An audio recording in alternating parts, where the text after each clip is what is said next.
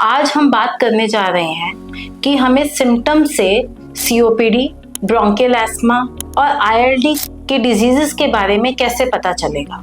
First of all asthma की जो खांसी है वो मॉर्निंग में, अर्ली मॉर्निंग एंड नाइट में ज्यादा होती है और ड्राई कफ होती है।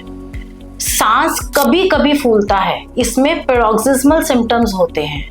मेनली सिम्टम एस्थमा में चेस्ट टाइटनेस और वीजिंग का होता है, छाती में से सीटी की आवाजें आती हैं।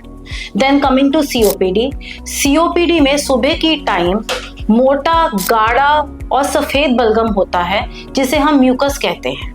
इसमें सांस हमेशा फूलेगा, चाहे आप बैठे हो, चाहे आप सीढ़ी चढ़ रहे हो या आप पैदल चल रहे हो। Breathlessness depends upon the severity of the symptoms. Then coming to ILD, interstitial lung disease.